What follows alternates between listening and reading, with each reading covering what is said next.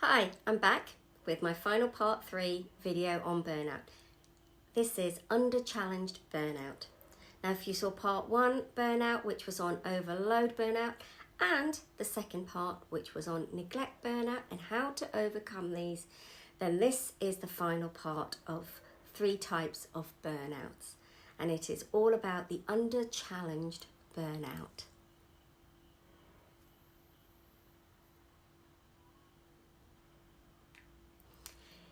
If you have not had a chance to see part 1 and part 2, then please do go back and check out the video, and don't forget to like, subscribe and share.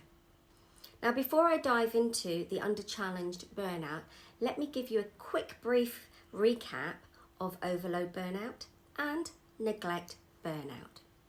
Overload burnout occurs, well actually both of them occur when you work harder and more frantically to achieve success, often to the detriment of your own health and, of course, your personal life. This type of burnout that most people are familiar with, but it is also the most common.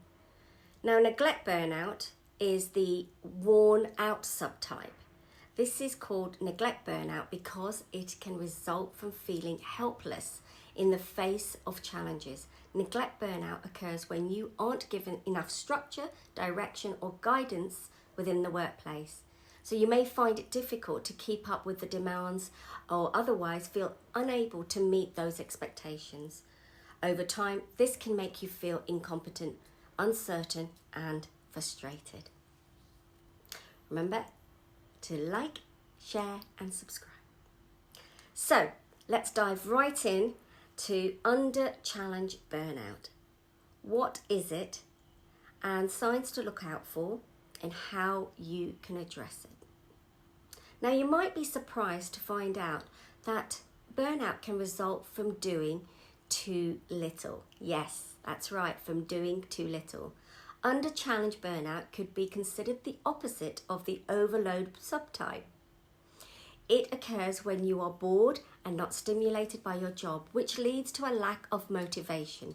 People with under challenge burnout may feel underappreciated and become frustrated because their role lacks learning opportunities, room for growth or meaningful connections with co-workers and leadership. Workers who feel like their tasks are monotonous and unfulfilling tend to lose passion and become cynical and lethargic. They cope with the stress of under challenged through avoidance, distraction, disassociation, or thought suppression. For example, ordering themselves to stop thinking like that. So what do we look out for? You would like to work on assignments and tasks that are more challenging. You feel your job doesn't offer you opportunities to develop your abilities, knowledge and skills. You feel that your current role is hampering your ability to advance and develop your talents. How do we address it? Well, when you're demoralized, it can be hard to care about anything much. Lower the stakes by simply exploring your curiosity. Set a goal to learn a new skill in the next 30 days to kickstart your motivation again. Start small and don't overwhelm yourself. Perhaps you could spend an hour or 2 a week learning a new code or a language, or devote 20 minutes a day to just practicing a new skill. Making strides towards something that feels fun and meaningful to you creates a flywheel of momentum that can lift you out of a funk.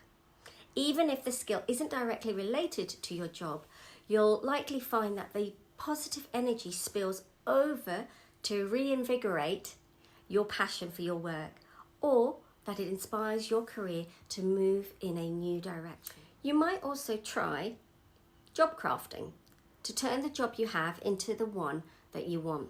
Again, small baby steps are key, stepping stones. Focusing on the incremental changes can add up to really big results. Take my client Alice, for example, a product management lead. As the pandemic wore on, she increasingly felt under-challenged by her role, which mostly comprised her team performance management. So I gave her an assignment. For 2 weeks, she tracked what tasks created the most psychological flow. A clear pattern then emerged. Talking to customers lit her up, as did solving challenging workflow problems. Alice's manager was ecstatic when she proposed a new research project combining those skill sets to innovate the company's core product. Remember that people don't burn out in the exact same way for the exact same reason, so it is really important to identify the types of burnout that you may be facing. You may even be dealing with 1 or 2 of these types at the same time. Now, determining where you are at makes it easier to find targeted solutions to solve the specific challenges ahead of you. Let's do a quick summary of what I've been talking about. Now, research shows that people don't burn out in the same exact way or the same reason, as I said earlier. Because of its importance, you must identify the burnout type that you are facing, okay? Because you may be dealing with 1 or 2 of these. So there are 3 types of burnouts, which is the overload, under-challenged, and neglect. So please do look out for those signs and pop back to look at some of those tips that might help you not become completely burnt out. I hope that this video has been useful and valuable in knowing what it looks like and how you can begin to overcome. Please continue to like, share and subscribe. Now, if you would like to find out how I can support you if you are burning the candle out at both ends, then please do get in touch with me. Let's talk and let's see if we can put a plan into motion to help you live the life that you desire. I'm Zinat Narani, a mindset and well-being coach, and I'm here to empower you to live the life that you desire by helping you find and forge your path in life.